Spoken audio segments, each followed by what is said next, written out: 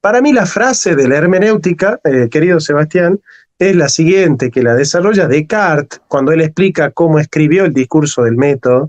Él dice, larvatus prodeo, avanzo enmascarado. Para mí esa tradición se remonta hasta digamos, el propio Heráclito, cuando en el fragmento 93 dice Physis cryptesai filei, a la naturaleza le place enmascararse, y dice también en el 24, el oráculo que habita en Delfos no muestra ni oculta, indica, no muestra ni oculta, señala, y utiliza la palabra semeiothin, utiliza semeion, señales, se señala, se muestra a través de símbolos. Entonces yo creo que lo propio del acceso hermenéutico a la realidad es el acceso simbólico a la realidad, que ni se muestra ni se oculta. Si el fenómeno oculta el fundamento, la hermenéutica no sirve para nada, porque no podés develar una trama que está escondida detrás del fenómeno si está completamente oculta la trama. Entonces, la trama oculta no pide develamiento, pide revelación. La trama enmascarada no pide revelación, pide develamiento. Y la trama manifiesta, cuando el fundamento se muestra en el ente, no pide ni develación, ni revelación, ni develamiento. Pide explicación, pide una adecuación.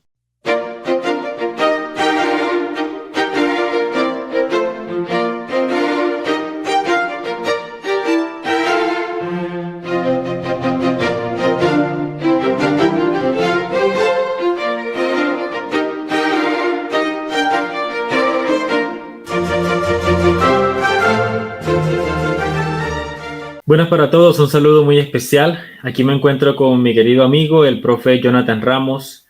Lo he querido invitar para conversar acerca de hermenéutica y metafísica, dos cosas que a veces que pareciera que pelean, como que hay roces entre estas dos formas de ver la realidad, pero que la idea es justamente simbolizarlas, unirlas de manera no forzosa, sino de manera armoniosa, hermenéutica y metafísica. Bienvenido, profe, gracias por estar aquí y por darme este tiempo y este espacio. No, por supuesto, Seba, que para mí siempre es un placer estar con vos. Realmente aprendo mucho, además de crecer y de compartir un grato momento. Realmente no siempre que uno hace un vivo con alguien lo disfruta de la manera en la que yo disfruto estando con vos. He podido en Chile conocer también a Ignacio, y realmente el grupo que se arma con respecto al pensamiento simbólico es muy, muy interesante y estoy muy contento. Realmente yo mis aportes los hago desde la filosofía, y bueno, quizás eso pueda tener una cierta peculiaridad, un abordaje filosófico, hegeliano o heideggeriano sobre el tema. Creo yo que termina siendo también un aporte, así que esperemos que pueda ser también de agrado para nuestro público.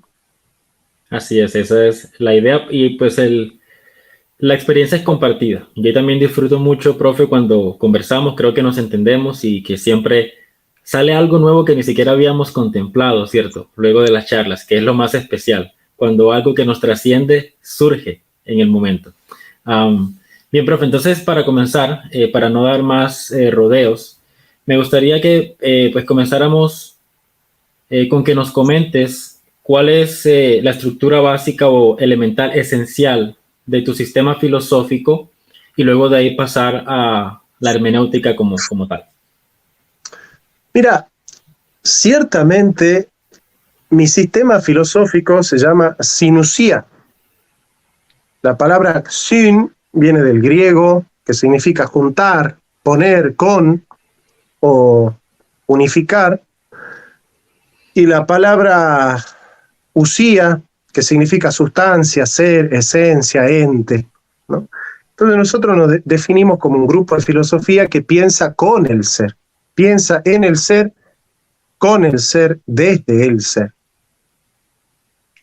En ese sentido somos medio hegelianos, el ser pensando en el ser, digamos, ¿no? Eso iba a decir, sí. Somos hegelianos en ese sentido, no en todos los sentidos, pero sí en ese, y en otros sentidos también, porque para Hegel la lógica no es meramente formal ni conceptual, sino simbólica, en el sentido de que la verdad es un itinerario en el que se va desarrollando el juego de la verdad, el plexo de la verdad. O sea, la verdad es el juego de la verdad o es el delirio báquico en el que cada miembro de este proceso se entrega a la embriaguez del proceso, digamos, ¿no? Al delirio báquico del proceso. En este sentido, la verdad y lo báquico tienen mucho que ver por esto de la embriaguez y de la unificación copulativa de ciertos momentos de la verdad. Entonces, esa idea de sintetizar es muy hegeliana, claro. La síntesis de Hegel tiene que ver más con una sucesión y la síntesis en el pensamiento simbólico clásico tiene que ver con la jerarquía. Entonces, aquello que Hegel resuelve en la sucesión, el pensamiento simbólico clásico lo resuelve en la coexistencia de una jerarquía que trata de unificar a través de la polaridad y de la subsunción. Sin embargo, nos sentimos deudores de esa petición que implica la unificación de los momentos, los procesos y estadios de la verdad en un gran sistema. Entonces, el sistema filosófico de Sinusía tiene que ver con tres grandes elementos o modos de disponer la conciencia frente a la realidad, los modos de disposición fenoménica de la intencionalidad de la conciencia. En ese aspecto nosotros entendemos que la conciencia puede estar arrojada, puede estar retraída o puede estar oculta. En función de eso, la conciencia arrojada es la que capta el ente como una evidencia inmediata a los sentidos. La visión mostrativa del ente pide una verdad como adecuación del pensamiento con la cosa, porque el ente se muestra tal cual es. Esa es la mirada realista de la filosofía. Bueno, el ente ilemórfico se muestra como lo que es en tanto forma sustancial. Pero hay una forma sustancial que no se muestra tal cual es, que es el alma. Todo aquello que tiene un alma, o todo aquello que es estudiado, no como ilemórfico, sino desde la concepción de psique, tiende a mostrarse de manera cifrada, porque el alma se muestra por sus operaciones, pero las operaciones no llevan siempre al influjo sustancial del alma cuando esa manifestación es una manifestación lingüística o simbólica. Por ejemplo, el mundo tiene un alma. El mundo tiene un alma, esta concepción ileozoísta del mundo, tiene que ver con que a la physis cryptes ai filei, a la naturaleza le place ocultarse, es decir, aquello desde lo cual brota el ente no se muestra tal cual es en el ente, y es por eso que se pide una diferencia ontológica entre el ente y el ser. Hay una disrupción metafísica entre el ente y el ser. Eso ya comienza con el pseudo Dionisio Areopagita, ¿no? Por un lado. Y después, entonces, el tipo de verdad del ente como cifrado, del ente como alma, es aletheia, desocultar. Y esto es propiamente lo que hace la hermenéutica, ¿no? Desoculta una trama que está subyaciendo, digamos, en el fundamento. Y después el ente puede ser aquello inhóspito, lo oculto, aquel fundamento que no se muestra en el fenómeno, sino que usa el fenómeno para ocultarse, para desligarse de la responsabilidad de dar la cara. Esa es la concepción mística de la vida, donde la verdad ya no es adecuación del pensamiento con la cosa, ni develamiento de un lenguaje cifrado, ni una manifestación cifrada, sino que es revelación de una donación gratuita del ser al ente. El ser se dona gratuitamente al ente.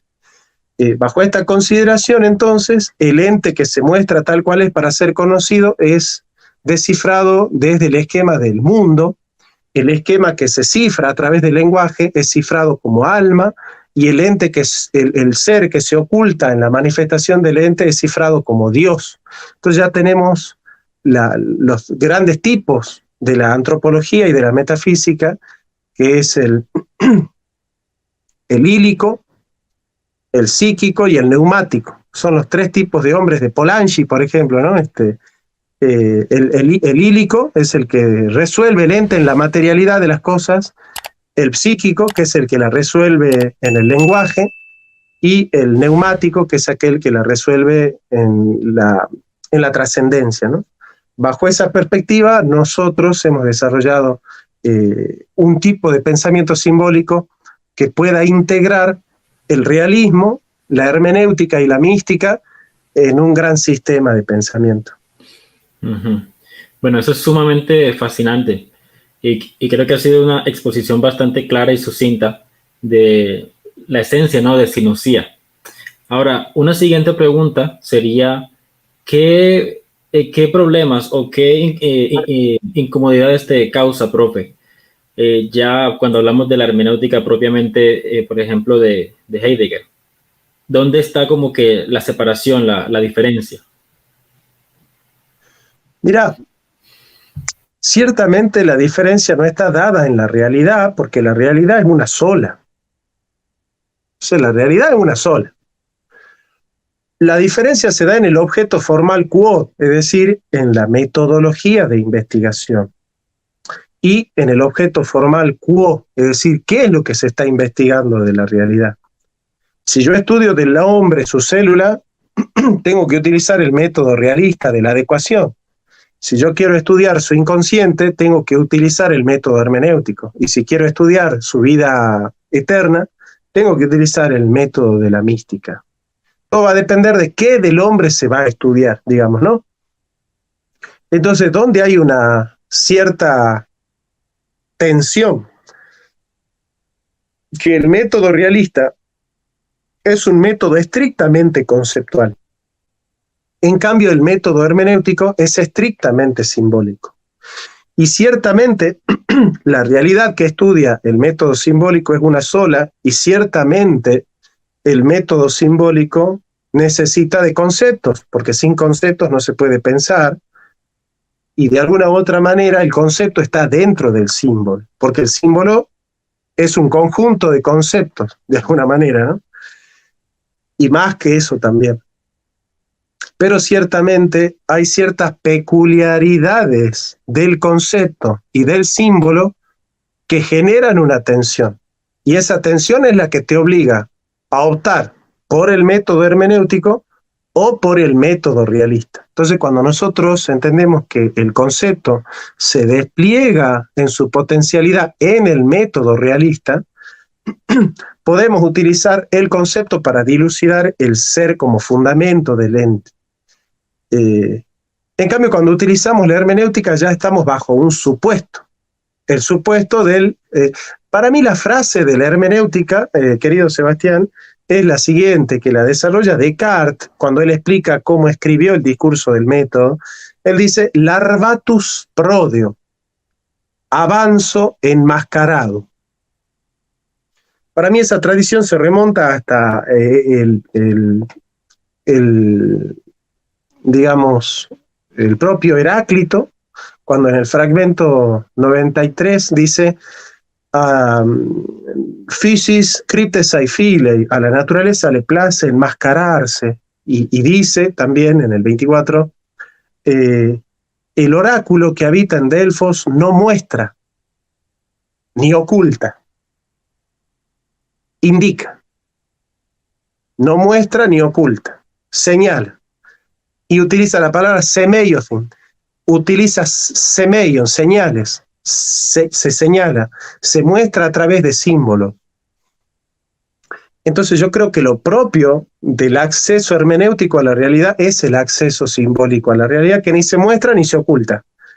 Si el fenómeno está, si el fundamento Si el fenómeno oculta el fundamento, la hermenéutica no sirve para nada, porque no podés develar una trama que está escondida detrás del fenómeno si está completamente oculta la trama. Entonces, la trama oculta no pide develamiento, pide revelación.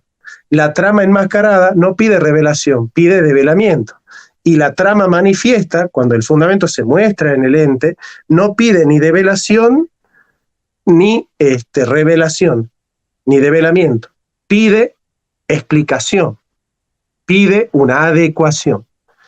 Y es en ese sentido que nosotros entendemos el triple concepto de verdad como adecuatio, como aletheia y como apocalipsis, como revelación, bajo estas tres esquemas. El ente puede o mostrar el fundamento, o enmascarar el fundamento, o ocultar el fundamento. Si yo me estoy dando cuenta que en el objeto formal quo, el ente que yo estoy estudiando es un ente que me llega no a través de los ojos, sino a través del oído, la mediación ya no es el concepto, sino el lenguaje. El lenguaje tiene una estructura que muestra y oculta. El lenguaje muestra y oculta. Es apofántico y apocalíptico. Muestra y oculta. Es críptico y apofántico. Críptico y apofántico.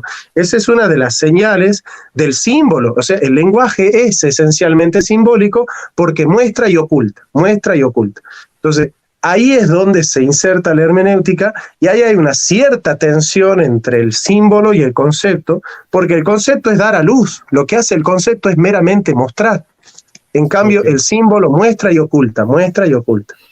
Bueno, un comentario.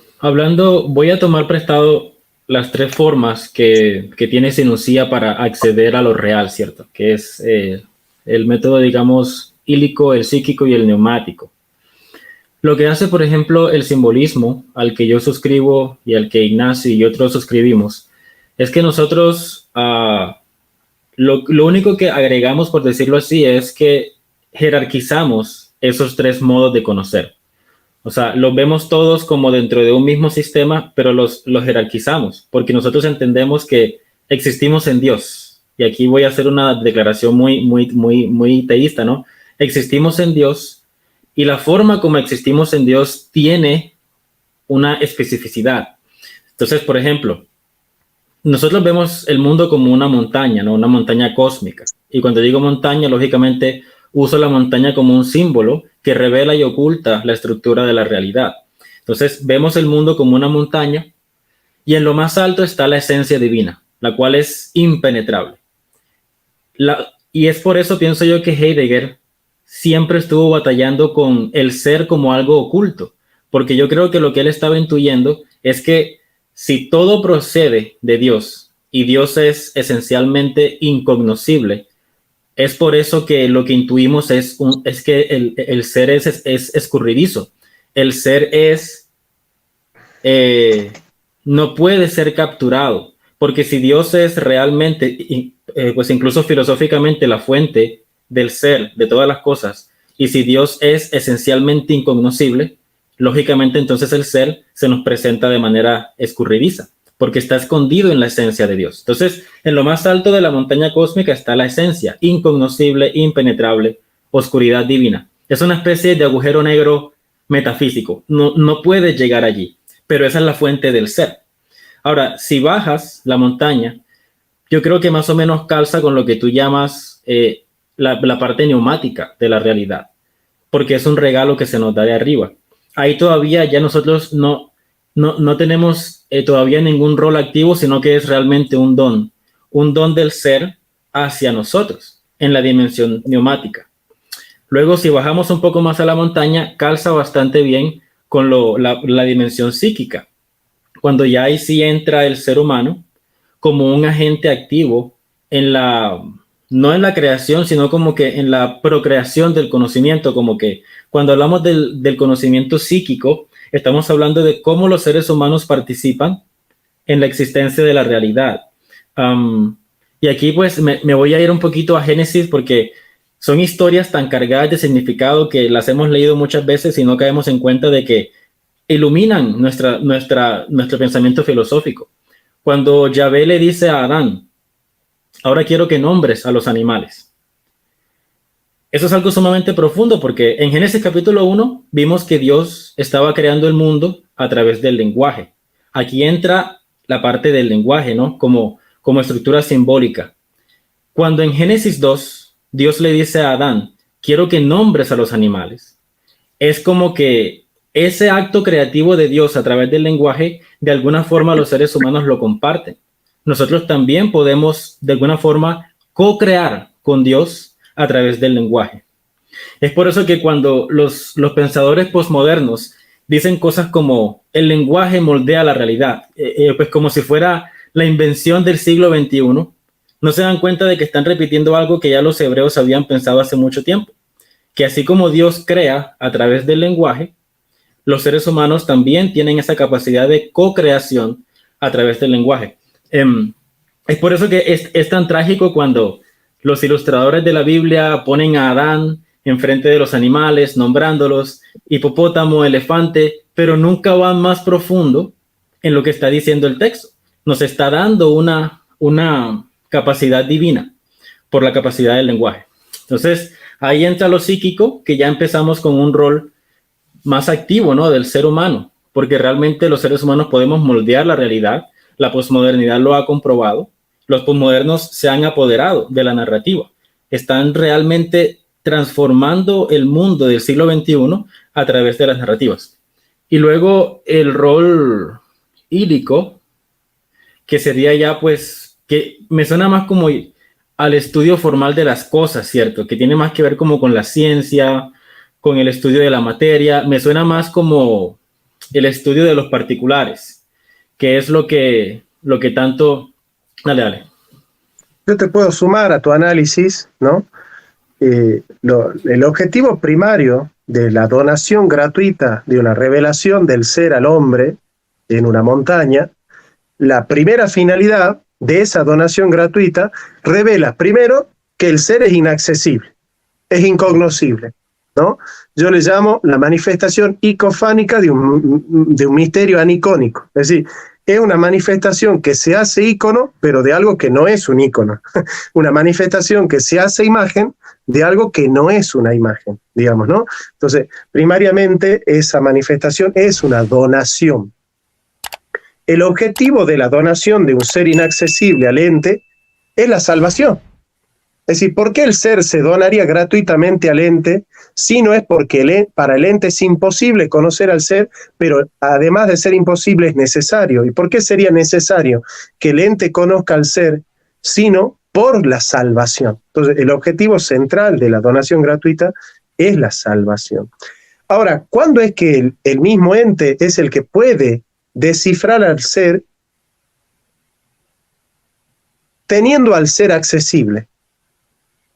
Ese proceso de develamiento del ente al ser, propiamente nosotros lo llamamos cura, es la cura. La cura es curarse de, es ocuparse de, pero ocuparse de, no al modo de la técnica, sino al modo de la atención, de estar atento a la realidad del ser, estar pendiendo del ser. Por eso nosotros no buscamos un hombre independiente, buscamos un hombre pendiente del ser, ¿no? Porque estamos en contra de la independencia en ese sentido, ¿no? Uh-huh. Y por otro lado, ¿para qué el hombre podría tener un acceso directo al ser en su estructura formal como fundamento del ente, sino para la dominación de la naturaleza? El hombre también se enseñorea de la creación y usa la técnica para dominar, ¿no es cierto?, para conocer y para, de alguna manera, generar una polis, una ciudad en la cual los hombres habitan en la dominación de la creación. Entonces, vos fíjate que en Génesis tenés el Dios inaccesible, que si no dice Bereshit bara Elohim, si él no habla de la creación no aparece, ¿no? Es una donación gratuita.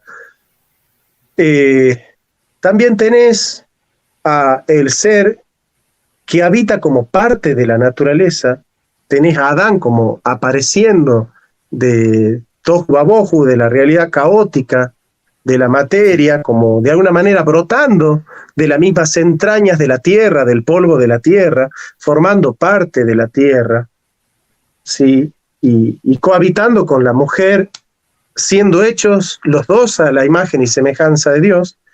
Y después tenés un hombre señorial y jerárquico, del cual la mujer brota en su costilla y que se apodera de la creación y que se enseñorea de la creación.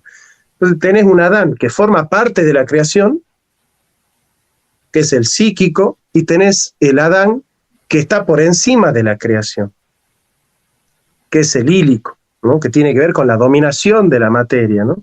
Con la explotación de la tierra. Incluso podés encontrar el origen del capitalismo también en Génesis, en cuanto a esa comprensión de que el hombre está por encima de la creación para dominarla, para sojuzgarla, y podrías poner ahí una comilla, si querés hacer una lectura medio sionista, para explotarla a la tierra también, ¿no? Entonces, de alguna u otra manera, esos proyectos ya están en Génesis, y claro que sí. Claro, un comentario muy, muy importante. Para el simbolismo es muy importante dónde ubicamos las categorías de manera espacial. Y es porque para la perspectiva simbólica, lo espacial tiene significancia. Dependiendo de si yo digo esto es más alto o más bajo, le doy una cualidad a ese concepto. Y realmente, en la narrativa bíblica, el conocimiento bíblico de la dominación de la creación, cuando aparece de manera negativa, cuando se convierte en armamentismo, que es cuando ya tienes, por ejemplo, la descendencia de Caín, que él fue expulsado del Edén y se le puso una marca para que no lo mataran, ¿no? Básicamente. Pero la idea de ser expulsado da la idea de exilio, y la idea de exilio da la idea de un descenso. O sea, que en la narrativa bíblica, la noción de dominación de la creación como explotación realmente está más abajo. O sea, no lo pone arriba, sino que lo pone abajo, porque es un descenso del propósito de Dios. Entonces, cuando hablamos de un conocimiento ílico de explotación, es algo inferior. Es un Caín expulsado. Luego de Caín vendría este famoso, ¿cómo es que se llama? Que él dice, si Caín fue vengado 7 veces, yo seré vengado. Amalek, creo que era Amalek, que ahí se ve como que el aumento de esa dominación negativa, ¿no? Y luego cuando lees las genealogías, es de la descendencia de Caín que se construye la primera ciudad, y de la descendencia de Caín vienen los que manejan el hierro, los metales para hacer armas. O sea, ya como que está allí la idea de que dominar la creación en un sentido de explotación es un descenso o una expulsión de ese lugar, digamos, privilegiado.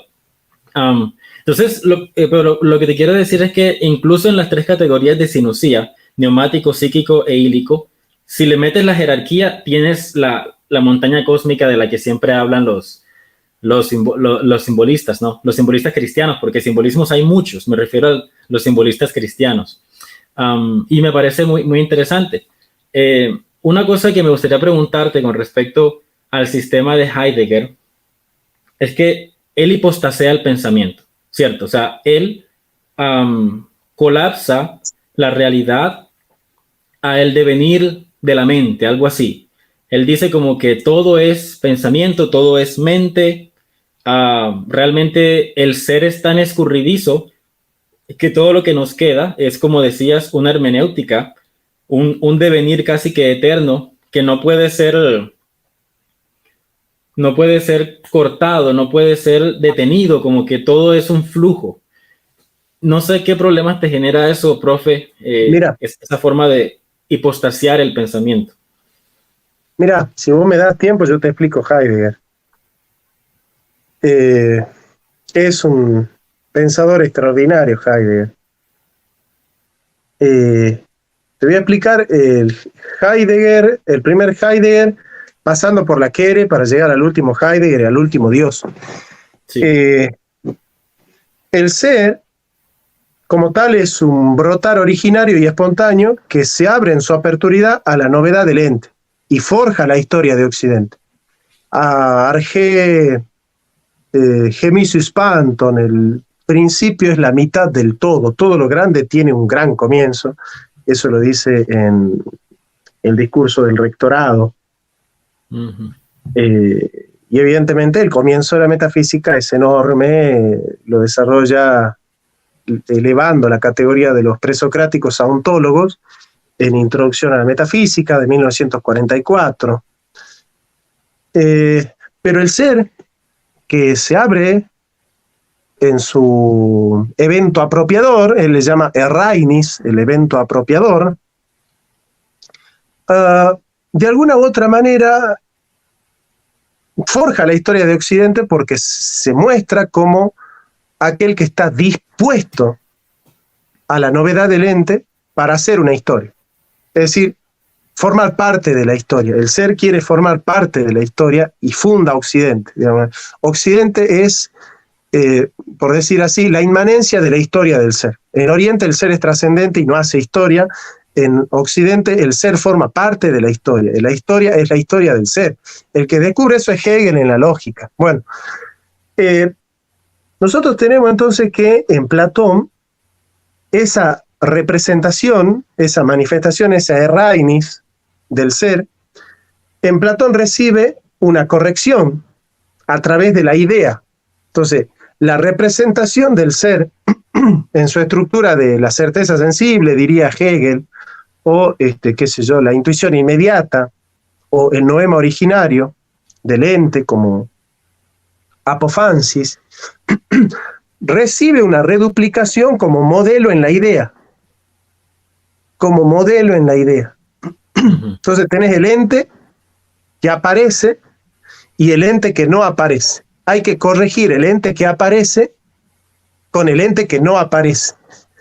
Ese proceso de corrección de la representación en Platón se llama ortótex.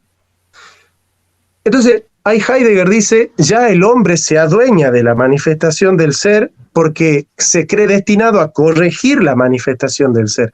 Entonces, en la ortótex ya está la corrección de la representación en la subjetividad. Ya está la subjetividad como modo de corregir la aparición del ser.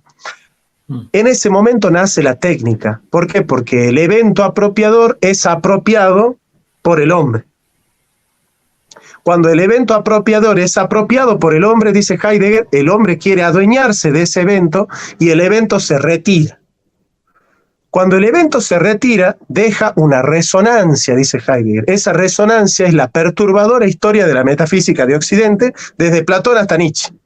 Desde Platón hasta Nietzsche, la metafísica es la resonancia del retiro del ser a través de esquemas formales, que son los conceptos que van a tratar de adueñarse de aquello que el ser no dona, que el ser ya no revela. Desde Platón hasta Nietzsche, entonces, los conceptos van a forjar la historia de la técnica, la historia de la metafísica, es la historia de la técnica donde el hombre trata de apropiarse de aquello que el ser ha retirado. El ser se ha retirado. Aparecen las religiones como modos de habitar en lo sagrado, modos técnicos de habitar en lo sagrado, ¿sí? Las religiones institucionalizadas, digamos, hasta que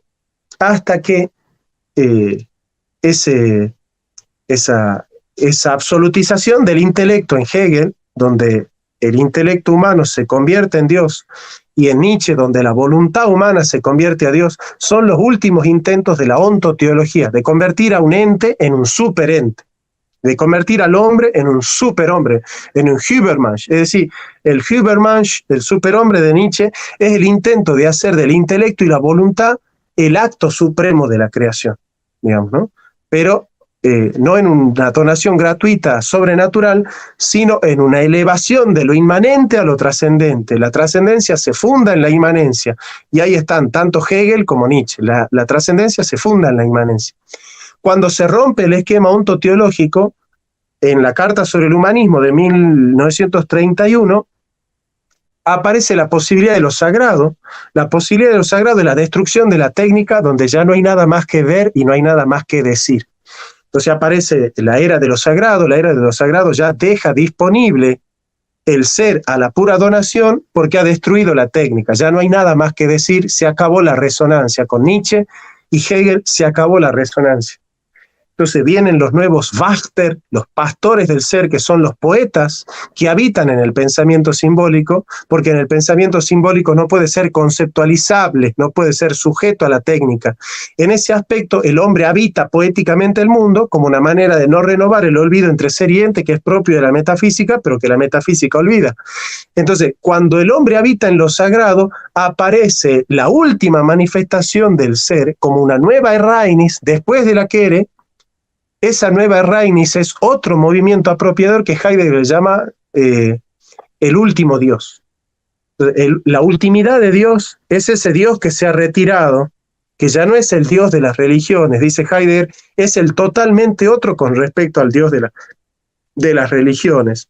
Bueno, ese Dios con respecto a su ultimidad es el que vuelve a fundar la historia de Occidente dándole un cierre. Surge una nueva historia post-occidental, post-ontológica, post-metafísica, y los heideggerianos hablan de una destrucción masiva del mundo, ¿no? Sí, los heideggerianos de izquierda hablan de una destrucción del 70-80% de la humanidad a través de una guerra multipolar nuclear apocalíptica, y se habla de un nuevo comienzo de la humanidad.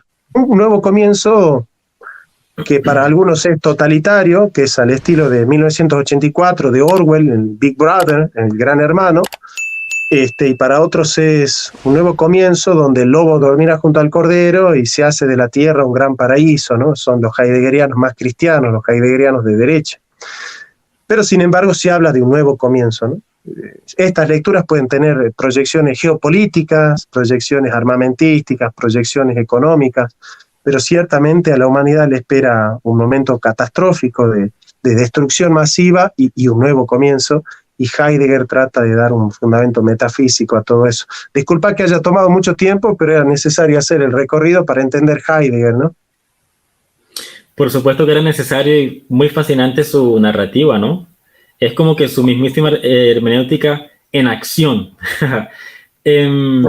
Bueno, algo que rescato de esa forma, ¿no? La forma de Heidegger de leer la historia de Occidente metafísicamente es cómo Occidente quiso meter al ser dentro de la historia. Y yo no quiero culpar a nadie de eso, porque siempre hay varias hipótesis de cuál fue el pensador que empezó a meter el ser, quizás hasta sin querer, ¿no? Que empezó a meter el ser de Dios dentro de la historia, dentro del intelecto, dentro de el discurso. Pero es cierto que los padres, algunos de Occidente, otros de Oriente, fueron muy celosos con eso y siempre quisieron hacer énfasis. No puedes tocar la esencia divina, no la puedes tocar. Ellos como que intuían que si metes la esencia de Dios dentro del discursar humano, cosas catastróficas pueden suceder, que es lo que ha pasado, ¿no? Porque yo hablaba de esto con un amigo esta mañana. Colapsar el ser dentro de la narración, dentro de la narrativa humana, es análogo a comer el árbol del conocimiento del bien y del mal. Y aquí no estoy construyendo un caso meramente moralista, estoy construyendo un caso ontológico. Es cuando el ser humano dice, Dios y yo somos esencialmente lo mismo. Eso es colapsar el ser dentro de la historia. Es comer la fruta. Entonces, ves que aquí la historia bíblica adquiere un sentido mucho más allá de lo moral. Es ontología metido dentro de la narración, ¿no? Y es el poder que tiene el símbolo, que el símbolo es ambivalente, es múltiple, es profundo, es variado y nunca pasa de moda. Entonces, es cuando el ser humano dice, Dios y yo somos esencialmente lo mismo. Y lo que viene a partir de Adán y Eva comiendo la fruta es esa espiral descendente que termina en el diluvio.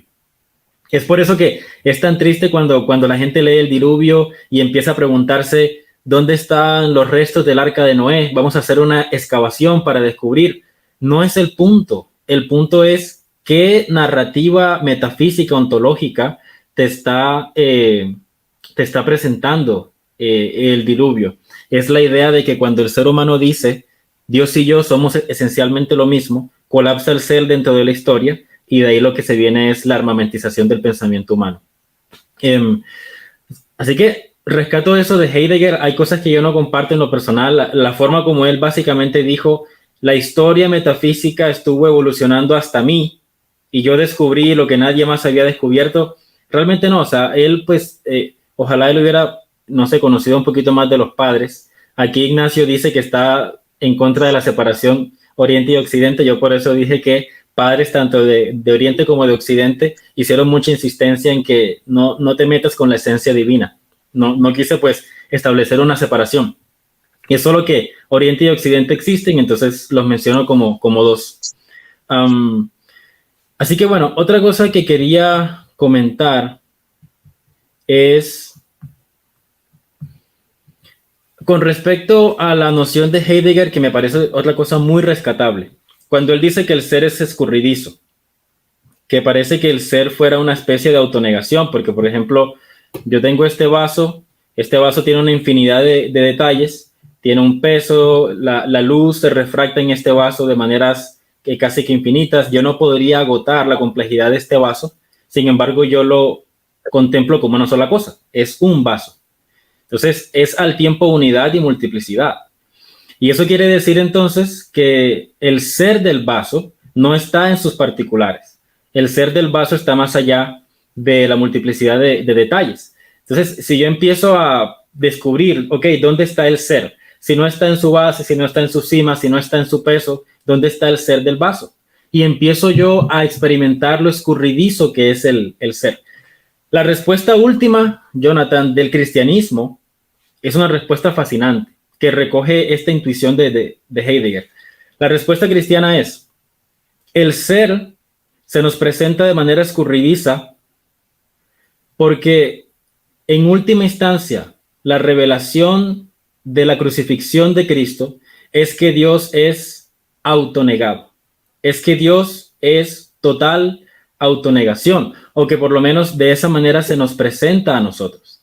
Y suena un poquito raro establecer esta conexión entre la cruz y la noción de Heidegger de ser escurridizo, por eso, porque nos han contado tantas veces la historia cristiana, pero muy pocas veces nos dicen cuáles son las implicaciones ontológicas de la crucifixión.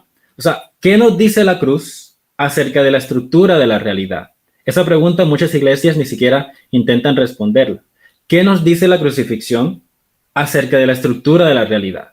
Y lo que nos dice la crucifixión es que en lo más alto de la montaña cósmica, donde está Cristo crucificado, eso quiere decir que si intentamos ascender para buscar la fuente del ser, es autonegación, es autodonación.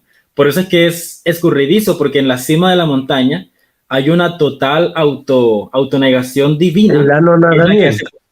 Sí, que es la que hace posible el mundo. Por eso dice Apocalipsis, y yo no salgo de mi asombro con este versículo, cuando dice: el Cordero de Dios que fue crucificado al principio del mundo. Al principio del mundo. No es un versículo que te habla de la historia de manera cronológica, sino ontológica. Y habla de la crucifixión como el origen metafísico ontológico de la realidad. O sea, todo existe porque Dios se autolimita. Y Cristo es la máxima manifestación de la autolimitación divina que hace posible la existencia de todas las cosas. Entonces, y eso ya lo estaba intuyendo Heidegger, porque él decía: ¿por qué es el ser tan escurridizo? Es porque parte de la autonegación divina. Mira, acá ya está Hegel un poco, pero sobre todo el neoplatonismo de Plotino y los padres occidentales, la mística occidental, la gnosis cristiana, propiamente la gnosis cristiana. El ser es noetos, noetis, noethos, es pensamiento que se piensa a sí mismo. Ese puro pensar que se piensa a sí mismo, porque no tiene nada más para pensar sino su propia gloria, su propia plenitud, su propio pleroma, se piensa a sí mismo y dice: soy. Y se hace una pregunta: ¿qué soy? Y viste que Fichte dice: el yo viene del no yo, yo soy el resultado de todas las remociones del no yo. Esto no soy yo, esto no soy yo, esto no soy yo, esto no soy yo, esto no. Yo soy el reflujo negativo del no yo. Dios no tiene una dualidad, no hay otro que Él. para poder decir, esto no soy yo, porque no hay otro que Él. Entonces, al no poder delimitarse como esencialidad, porque la esencia es aquello que hace que una cosa sea esa cosa y no otra cosa, esa causa deficiente que implica la comparación del yo con el no yo en Dios no existe. Entonces Dios no puede ser un yo frente a un tú, porque no hay un tú. Eso a Dios lo angustia, la falta de un tú frente a un yo. Esa falta de alteridad a Dios la angustia, y al no poder compararse, dice yo soy, ¿qué soy? Y no tiene esencia, es supraesencial. Entonces que no puede responder que es algo, porque el quid pide esencia. Entonces, quid ego sum, ¿qué soy yo? Nada. Cuando Dios dice yo soy nada, inhala el vacío cósmico, inhala la nada hacia adentro, esa inhalación de la nada hacia adentro rompe con el pleroma de Dios, rompe con la plenitud de Dios, y surge el ente como Dios inconsciente. La creación es un Dios inconsciente. Esa alienación de Dios, ese anonadamiento de Dios, esa crucifixión de Dios, donde Dios se niega a sí mismo, por el que nace la historia, movimiento por el que nace la historia, es la necesidad de que Dios se recupere a sí mismo a través de la creación como un espéculo. La palabra espéculo es espejo. Entonces Dios lo que tiene que hacer para conocerse es especular, es decir, mirarse en el espejo. La historia de la filosofía es la especulación de Dios, es decir, la manera que tiene Dios de mirarse al espejo para reconciliarse consigo mismo. Entonces, la historia de la filosofía es simbólica en el sentido que busca la unidad del pensamiento con el ser. Que todo lo real sea racional y que todo lo racional sea real. Bueno, esa es la manera en la cual Hegel dice la filosofía es itinerario ad menti deum, el itinerario de la mente hacia Dios. En el proceso del autoconocimiento, que es saber absoluto.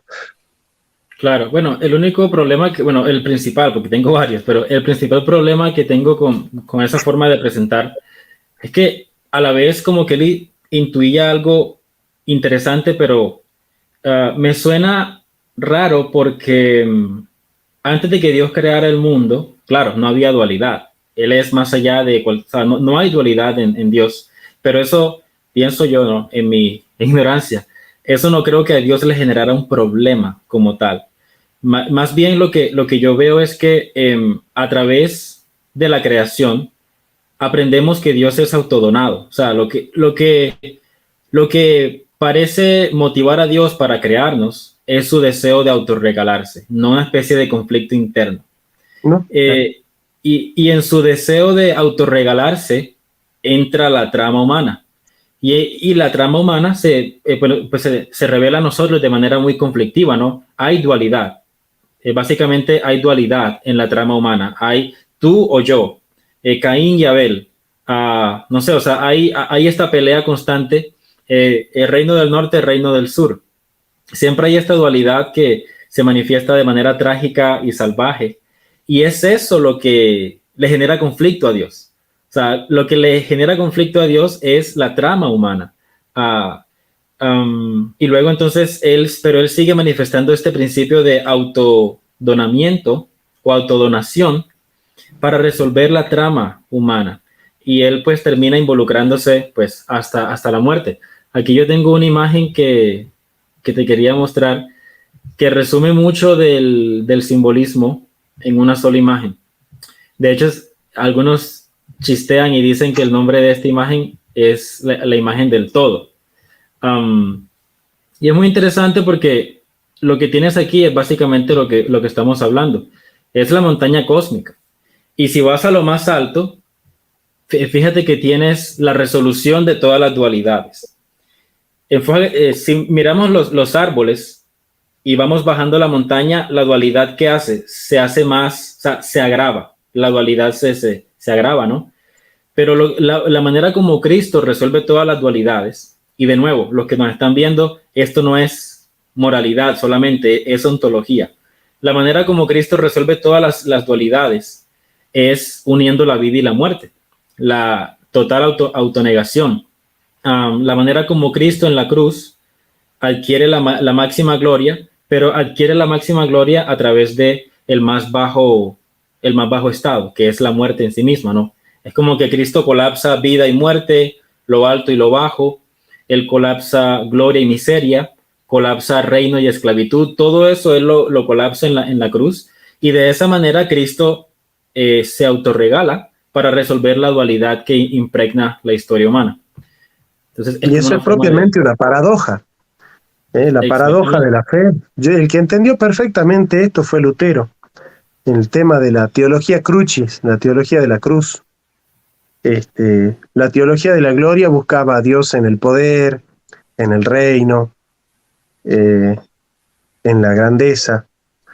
Y Lutero decía, no, hay que buscar a Dios también en la debilidad, también en la muerte, también en los sufrimientos, ¿no? La teología de la cruz versus la teología de la gloria, ¿no? Y curiosamente Lutero es discípulo de los grandes místicos medievales, ¿no? Que eran especialistas en el pensamiento simbólico. Juan Taulero, Meister Eckhart, ¿no? No sé qué opinión te merece la mística renana, Meister Eckhart, Taulero, Gabriel Biel. ¿Cómo contemplas vos el protestantismo desde la mística renana? ¿Crees vos que el protestantismo forma parte de la mística renana o es una ruptura con respecto a la mística renana? Pues la verdad no estoy muy familiarizado con esa tradición mística en particular, pero bueno, desde que Lutero empezó a nombrar él mismo a los sacerdotes, ¿no? Ya que él dijo, el catolicismo está mal en este momento, está decadente, ahora yo voy a nombrar quiénes van a ser los sacerdotes, etcétera. Ahí pues ya se marca de manera muy clara una separación. Pero bueno, la verdad me pareció muy buena la charla, profesor. No sé qué más quieras comentarnos acerca de cómo unir Mira, hermenéutica y metafísica, que es la idea, ¿no? Mira, ciertamente la hermenéutica está dentro de la metafísica cuando se intenta interpretar el mundo desde el hilemórfico. Y la metafísica está dentro de la hermenéutica cuando el pensamiento simbólico utiliza conceptos para descifrar el ser. Entonces, ciertamente hay una unidad, ¿no? Hay una unidad, pero yo te diría que cada método pide una subalternidad de saberes. Una subalternidad. Eso es propio de Aristóteles, ¿no? Las tópicas de Aristóteles hablan mucho de la subalternidad. Yo considero que de alguna u otra manera el pensamiento simbólico es simbólico cuando trata de integrar todos los saberes, entendiendo que integrar no es lo mismo que mezclar. Una cosa es una integración y otra cosa es una mezcla. Una cosa es una combinación y otra cosa es un sancocho. Sí. Eso dice Platón, ¿no? No es lo mismo combinar que entreverar, no es lo mismo unir que mezclar. Entonces, como lo propio del sabio es ordenar, y todo se ordena en función de un fin, pero entendiendo los objetos formales, yo creo que Sinusia es una manera de pensamiento simbólico ordenado que trata de encontrar la especificidad de los objetos formales y la multiplicidad de métodos para no caer en un monismo metodológico, porque tampoco la hermenéutica puede convertirse en una metafísica en el sentido de que sea el único método para conocer la realidad. Yo creo que el pensamiento simbólico da cuenta de una manera de conocer la realidad de manera integral, pero ciertamente hay otras maneras de conocer la realidad que tienen otras finalidades de las cuales Sinusia trata de dar cuenta. Yo creo que eso fue una de las charlas muy lindas que tuve con Ignacio en Santiago de Chile. He salido muy, muy enriquecido con muchas ideas que él ha transmitido. Realmente las he tomado en serio y de alguna u otra manera convulsionan, ¿no? Convulsionan un poco porque te cuesta acomodarte en el cuerpo, ¿no? Una sabiduría tan originaria y tan primitiva, en el buen sentido de la palabra, Sí. que de alguna manera tiene sabor, le decía yo, ¿no? Tiene sabor, sabiduría, tiene sabor, tiene olor y tiene imagen y tiene textura, ¿no? El texto tiene textura en el pensamiento simbólico. Así que estoy muy contento, Sebastián, con el grupo que están armando, estoy muy contento con lo que están haciendo, siento que están haciendo algo maravilloso y siento que las conclusiones que pueden sacar como grupo, que pueden ofrecernos a nosotros una manera de dar la batalla cultural, una manera de pensar la crisis de valores, una manera de salvar aquello que es verdaderamente divino en el hombre. Me parece que están haciendo un trabajo maravilloso. A veces siento que no estoy a la altura de todos ustedes en cuanto a su capacidad de descifrar los símbolos, pero el gozo y la alegría que me provoca saber que ustedes están pensando y están ahí al filo de la navaja, al pie del cañón, me da muchas esperanzas. Así que te dejo cerrar porque ustedes son los que tienen el sartén en la mano con este tema. Sí, bueno, yo como comentario final de cómo pues yo veo la hermenéutica y la metafísica, es que, como te decía en el mensaje de voz, para mí es difícil diferenciar hermenéutica de metafísica en Génesis capítulo 1, porque tienes categorías metafísicas muy marcadas, empezando por la tierra y el cielo, ¿no? La tierra como sustrato, como potencialidad, como una oscuridad sin propiedades, pero llena de potencialidad, y el cielo como aquello que desciende para hacer emerger la creación.